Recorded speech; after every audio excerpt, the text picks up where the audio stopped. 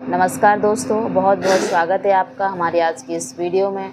यदि आप एमपीएसबी की तैयारी कर रहे हैं तो ये वीडियो आपके लिए बहुत उपयोगी है। आज का हमारा टॉपिक है सामान्य प्रबंधन, जनरल मैनेजमेंट। तो वीडियो को एंड तक ज़रूर देखिए, आपको बहुत ही महत्वपूर्ण जानकारी देखने को मिलेगी। चलिए स्टार्ट करते हैं। सबसे पहले मैनेजमेंट का अर्थ या एवं परिभाषा, मीनिंग एंड डेफिनेशन मैनेजमेंट के। मैनेजमेंट वह प्रक्रिया है जिसके द्वारा मानवीय, भौतिक तथा वित्तीय संसाधनों का नियोजन,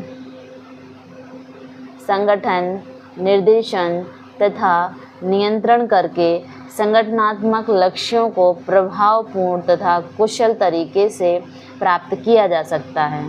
ठीक है, तो इस डेफिनेशन में आपको इन शब्दों को नियोजन, संगठन, निर्देशन व नियंत्रण याद रखना है। ये बहुत ही इम्पोर्टेंट शब्द हैं। ओके, इसके बाद हम इसकी परिभाषा देखेंगे हेनरी फ्योल के अकॉर्डिंग। तो हेनरी फ्योल ने कहा था, प्रबंधन करने से आशय पूर्वानुमान लगाने, योजना बनाने, आदेश देने, समन्वय करने तथा नियंत्रण करने से हैं। ओके, और हेनरी फ्योल ने मैनेजमेंट के 14 सिद्धांत दिए थे। कितने सिद्धांत दिए थे? 14 सिद्धांत दिए थे। इनको सामान्य प्रबंधन का जनक भी कहा जाता है। नेक्स्ट हम देखेंगे एफ.डब्ल्यू. टेलर। तो एफ.डब्ल्यू. टेलर जो हैं, यह प्रबंध यह जानने की कला है। इन्होंने क्या कहा था? कला। इस शब्द को याद रखिएगा कि एफ.डब्ल्यू. टेलर जो है, उन्होंने प्रबंधन को एक कला के रूप में बताया था कि आप पुरुषों से क्या कराना चाहते हैं और फिर यह देखना कि वे उसे सर्वोत्तम एवं सस्ते ढंग से कैसे करते हैं। ओके, इनको साइंस मैनेजमेंट का जनक कहा जाता है, एफ.डब्ल्यू. टेलर को, और इन्होंने प्रबंधन के 4 सिद्धांत दिए थे। नेक्स्ट कुंटज एवं ओडोनेल के अकॉर्डिंग, प्रबंध औपचारिक रूप से संगठित समूहों में लोगों के माध्यम से और उनके साथ काम करवाने की कला है। और मैरी पार्कर फॉलेट, तो मैरी पार्कर फॉलेट ने क्या कहा था? प्रबंधन दूसरों से कार्य करवाने की कला है। यह डेफिनेशन बहुत ही आईएमपी है। ओके, मैरी पार्कर फॉलेट ने क्या कहा था कि प्रबंधन दूसरों से कार्य कराने की कला है। नेक्स्ट आगे बढ़ते हैं दोस्तों, प्रभावपूर्णता बनाम कुशलता। प्रबंधन में 2 शब्द अत्यंत महत्वपूर्ण हैं जिनके बीच का अंतर अक्सर परीक्षाओं में पूछा जाता है। पहला अर्थ प्रभावपूर्णता, सही कार्य को समय पर पूरा करना, अंतिम लक्ष्य प्राप्त करना। कुशलता, कार्य को न्यूनतम लागत और संसाधनों के न्यूनतम अपव्यय के साथ पूरा करना। मुख्य केंद्र, तो इफ़ेक्टिवनेस जो है, इसका अंतिम परिणाम पर ध्यान होता है। एंड कार्य क्षमता, तो इसका लागत एवं संसाधन उपयोग पर ध्यान होता है। उद्देश्य, समय पर लक्ष्य प्राप्त करना एंड न्यूनतम लागत में अधिकतम उत्पादन करना, इसका होता है। नेक्स्ट प्रबंधन की प्रकृति। तो चलिए जानते हैं हम प्रबंधन की प्रकृति कैसी होती है। Nature of management. Nature of management, प्रबंधन की प्रकृति को समझने के लिए इसे 3 कोणों से देखा जा सकता है। पहला, प्रबंधन एक कला के रूप में। किसके रूप में? कला के रूप में। एंड दूसरा है प्रबंधन एक विज्ञान के रूप में। एंड तीसरा है प्रबंधन एक पेशे के रूप में। परीक्षा के लिए जो महत्वपूर्ण निष्कर्ष है इसको याद रखिए। प्रबंधन कला और विज्ञान है। क्या है प्रबंधन? Management both science and art, कला और विज्ञान दोनों हैं। यह व्यवहारिक प्रयोग में कला है और सिद्धांतों के दृष्टिकोण से एक सामाजिक विज्ञान है।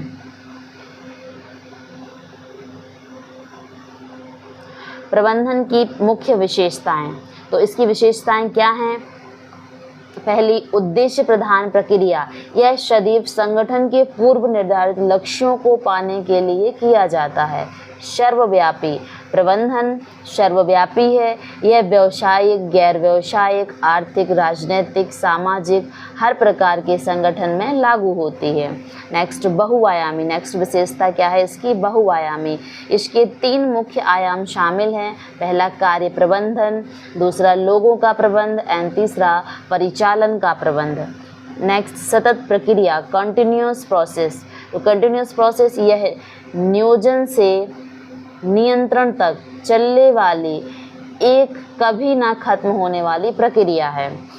नेक्स्ट, सामूहिक गतिविधि यानी ग्रुप एक्टिविटी। तो ग्रुप एक्टिविटी में यह किसी अकेले व्यक्ति का काम नहीं है, बल्कि टीम वर्क और समन्वय पर आधारित है।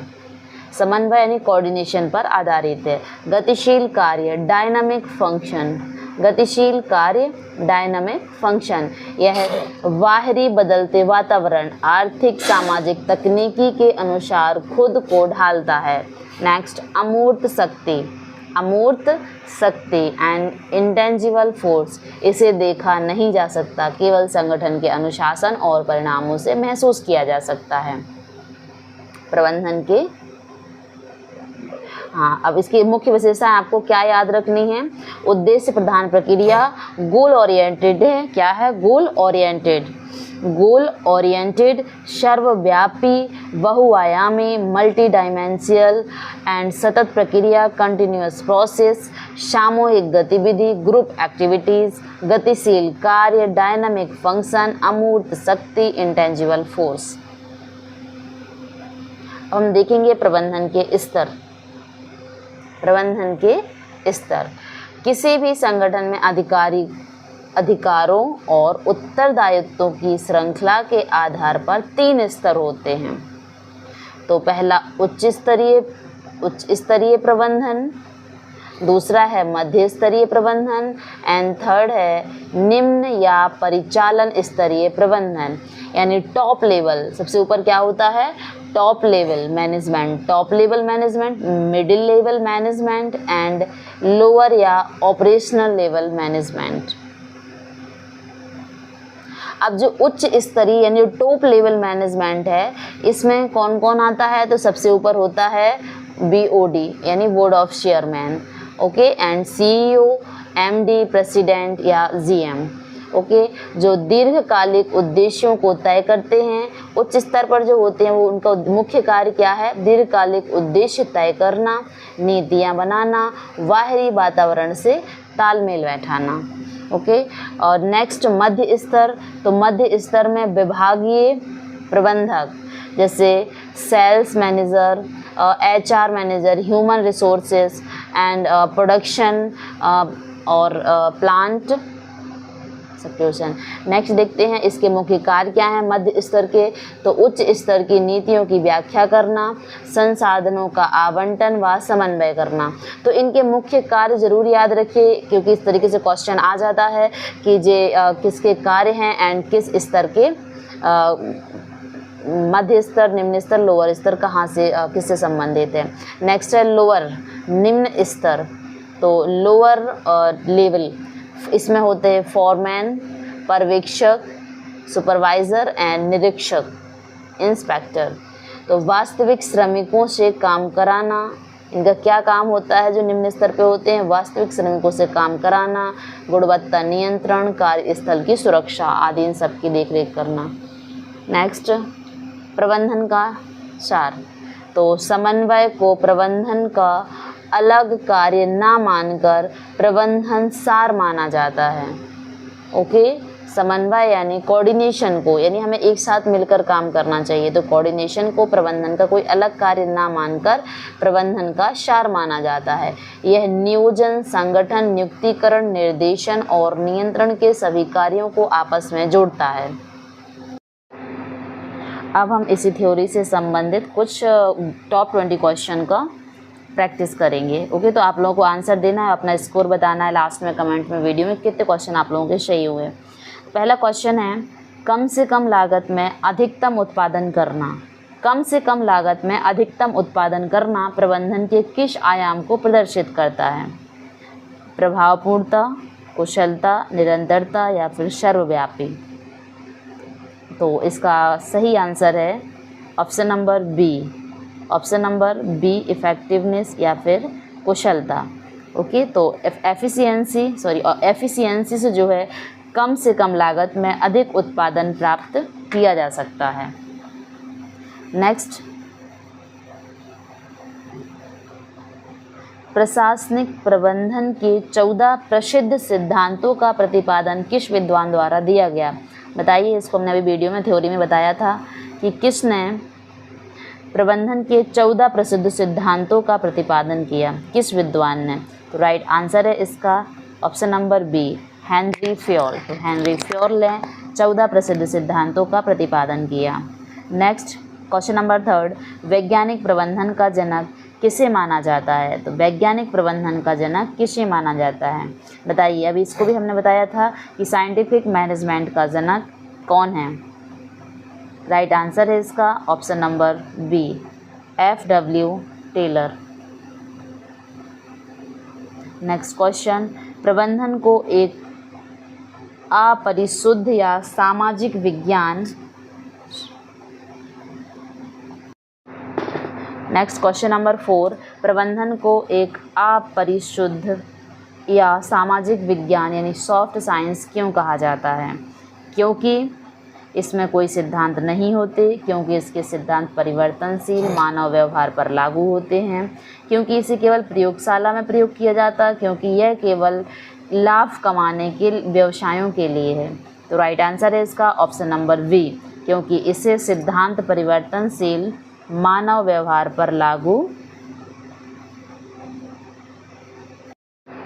नेक्स्ट क्वेश्चन नंबर 5, संगठन के समग्र उद्देश्यों और दीर्घकालिक रणनीतियों को निर्धारित करने का कार्य किस स्तर का है? ऑप्शन नंबर ए, प्रथम रेखीय प्रबंधन, मध्य स्तरीय, उच्च स्तरीय एंड परिचालन प्रबंधन। तो देखिए, उद्देश्य और दीर्घकालिक रणनीतियाँ कौन निर्धारित करता है? तो अभी हमने आपको बताया था उच्च स्तरीय प्रबंधन। Option number C, option number C उच्च स्तरीय प्रबंधन। नेक्स्ट क्वेश्चन,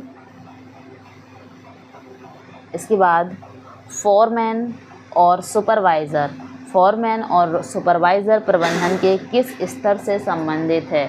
फोरमैन व सुपरवाइज़र प्रबंधन के किस स्तर से संबंधित हैं? Option number A, top level, B middle level, lower level या स्ट्रेटेजिक लेवल। तो राइट आंसर है इसका ऑप्शन नंबर 3, निम्न या प्रथम रेखीय स्तर। नेक्स्ट,